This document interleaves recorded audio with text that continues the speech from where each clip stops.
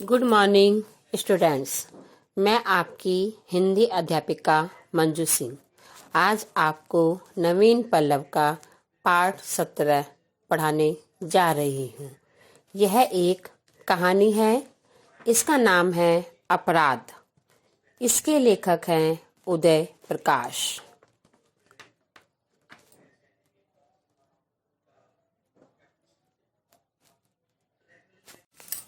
बच्चों, अब यह कहानी पढ़ते हैं। इस कहानी में अपनी बाल्यावस्था के एक अपराध को याद करके लेखक ग्लानि, क्षोभ व दुख से डूब जाता है। कहानी उचित समय पर क्षमा न मांग पाने के पछतावे, ग्लानि व अपराध बोध को बड़े मार्मिक ढंग से प्रस्तुत करती है। आओ बच्चों, अब कहानी पढ़ते हैं। मेरे भाई मुझसे 6 साल बड़े थे। जब वे खेलते थे तो मैं उनके पीछे लग जाता था। मेरे भाई बचपन से अपाहिज थे। उनके एक पैर को पोलियो हो गया था, लेकिन वे बहुत सुंदर थे।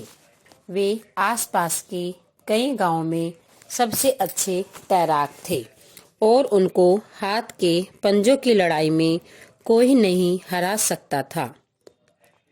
घूसे से नारियल और ईंट तोड़ देते थे, जबकि मैं दुबला पतला था, कमजोर और चिड़चिड़ा।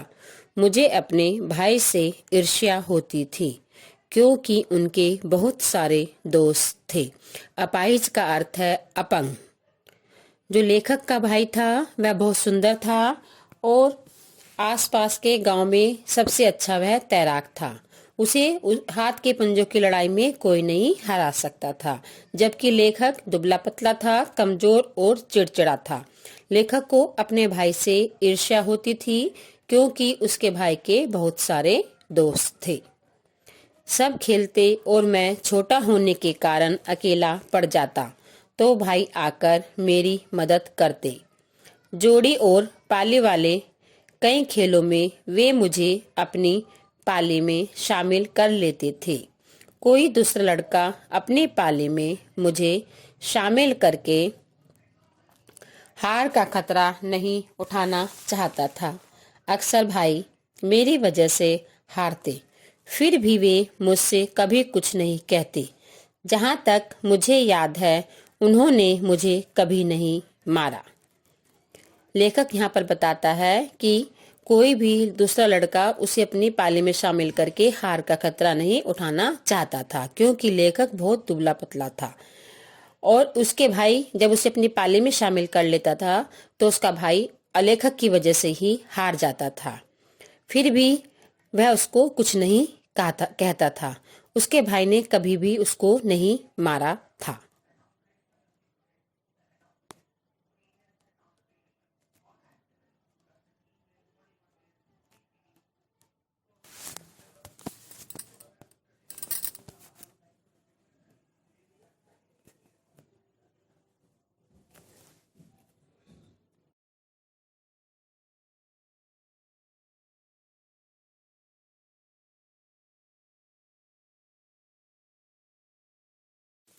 हुआ उस दिन यह कि मैं भाई के साथ खेलने गया। उस दिन बारिश हो चुकी थी और शाम को ऐसी धूप फैली हुई थी जो शरीर में उल्लास भरा करती थी।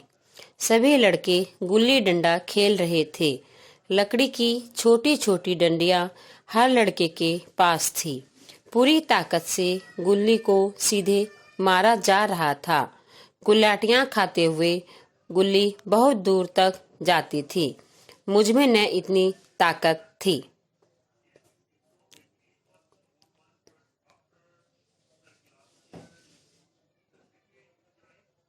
न मैं इतना बड़ा था कि गुल्ली उतनी दूर तक पहुंच जाता, जबकि वहां एक होड़, एक प्रतिद्वंदिता शुरू हो चुकी थी।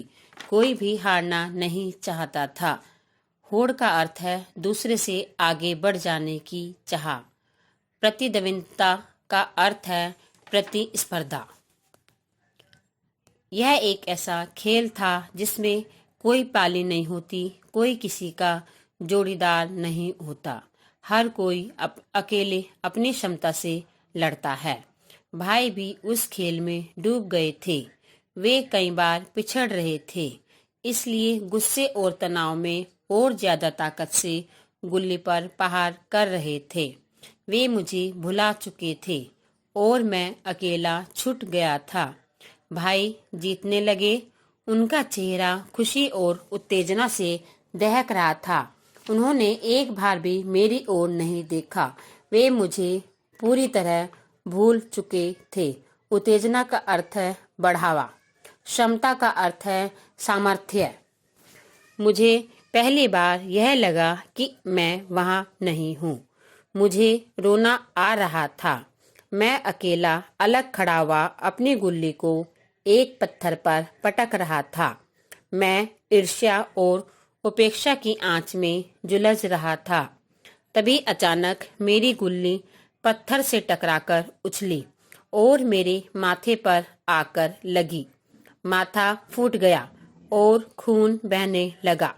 मैं चीखा तो भाई मेरी ओर दौड़े।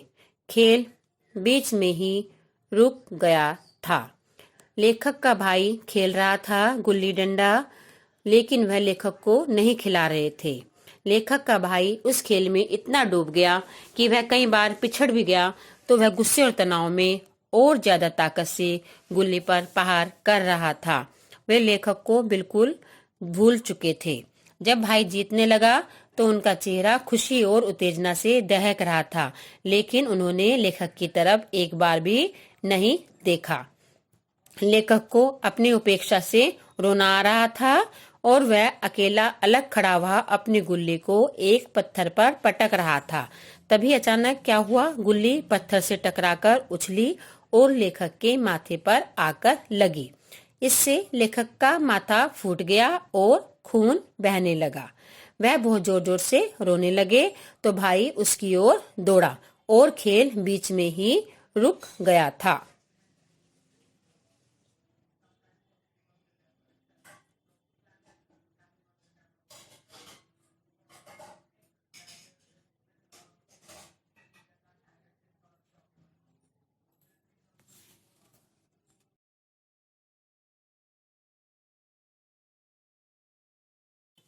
क्या हुआ, क्या हुआ? भाई घबरा गए थे और मेरे माथे को अपनी हथेली से दबा रहे थे। मेरा गुस्सा मिटा नहीं था। मैं भाई को अपनी उपेक्षा का दंड देना चाहता था। मैंने भाई को झटक दिया और खुद को छुड़ाकर घर की ओर भागा। भाई डर गए थे और दौड़कर मुझे मनाना चाहते थे, लेकिन उनका दायां पैर पोलियो का शिकार था, इसलिए वे मेरे साथ दौड़ नहीं सकते थे। उन्होंने लंगड़ाकर दौड़ने की कोशिश भी की, लेकिन वे गिर गए। मेरी कमीज खून से भीग गई थी। सिर के बाल खून से लिथड़ गए थे। लिथड़ गए का अर्थ है सन्ना। जब गुल्ली लेखक के माथे पर आकर लगी तो माथे से खून बहने लगा, तो भाई उससे घबरा गए और अपने भाई की तरफ, लेखक की तरफ दौड़े। लेकिन लेखक ने भाई का हाथ झटक दिया और घर की ओर भागा। भाई डर गए और दौड़कर लेखक को मनाना चाहते थे, लेकिन उनके दाएं पैर में पोलियो था, इसलिए वे लेखक के साथ दौड़ नहीं सकते थे। उन्होंने दौड़ने की कोशिश भी की, लेकिन वे गिर गए। लेखक का कमीज खून से भीग गई थी और सिर के बाल खून से लिथड़ गए थे।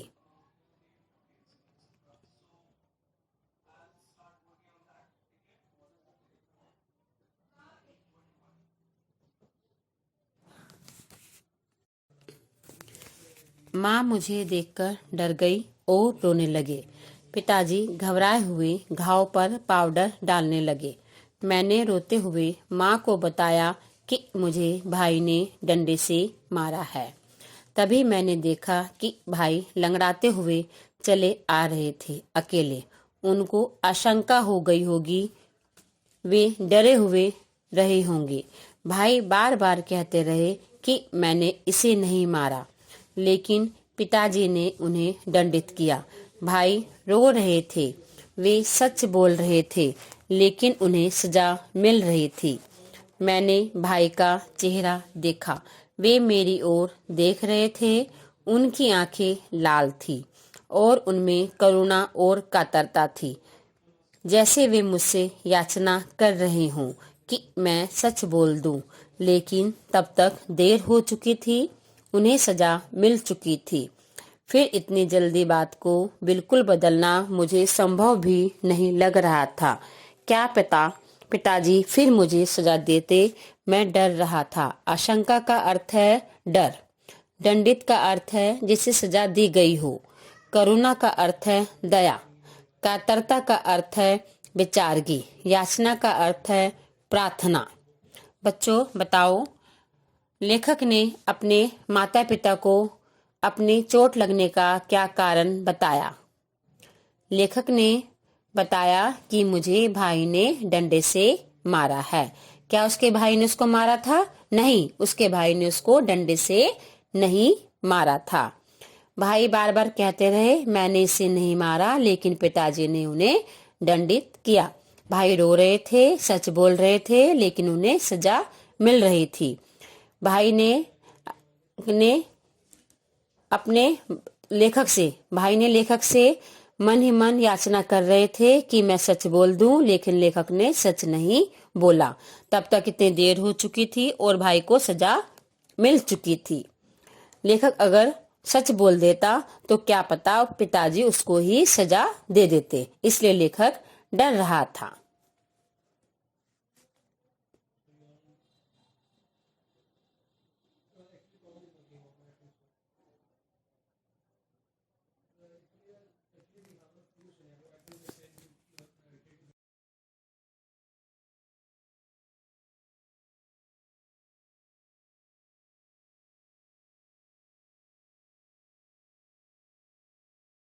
यह घटना वर्षों पुरानी है, लेकिन भाई की वे कातर आंखें अब भी मुझे कभी कभी घूरने लगती हैं। याचना करती हुई, सच बोलने की भीख मांगती हुई मेरी स्मृति में जब भी वे आंखें जाग उठती हैं, मेरी पूरी चेतना गलानी, बेचैनी और अपराध बोध से भर उठती है। मैं अपने इस अपराध के लिए क्षमा मांगना चाहता हूँ। इस अपराध की सजा पाना चाहता हूँ, लेकिन अब तो माँ और पिताजी भी नहीं हैं जिन्हें मैं यह बताऊं कि उस दिन ठीक ठीक क्या हुआ था। भाई ही मुझे क्षमा कर सकते हैं, जिन्हें मेरे झूठ का दंड भोगना पड़ा। उनसे मैंने इस घटना का जिक्र भी करना चाहा, लेकिन उन्हें वह घटना याद ही नहीं। वे इसे पूरी तरह भूल चुके हैं। तो इस अपराध के लिए मुझे क्षमा कौन कर सकता है? यह घटना बहुत पुरानी हो चुकी है। लेखक जब भी उस घटना को याद करता है तो उसका मन पश्चाताप, बेचैनी और अपराध बोध से भर जाता है। वह अपने इस अपराध के लिए क्षमा मांगना चाहता है, इस अपराध की सजा पाना चाहता है, लेकिन अब उसके माता पिता भी नहीं हैं जिन्हें वह ठीक ठीक बता दे कि उस दिन क्या हुआ था। केवल उसके भाई ही उसे क्षमा कर सकते हैं, लेकिन भाई को वह घटना याद ही नहीं। वे इसे पूरी तरह भूल चुके हैं। तो इस अपराध के लिए लेखक को कौन क्षमा कर सकता है?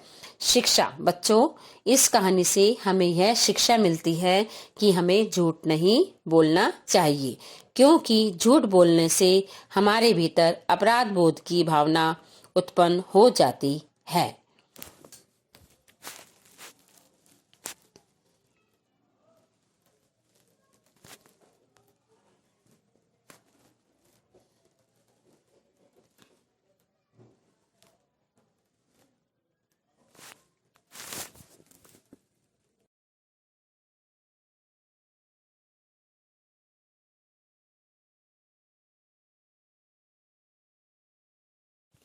शब्द मैत्री। बच्चों, ये शब्दार्थ हैं, ये आपको अपनी कॉपी में लिखने हैं। अपाहिज। अपाहिज का अर्थ है अपंग। होड़। होड़ का अर्थ है दूसरे से आगे बढ़ जाने की चाह।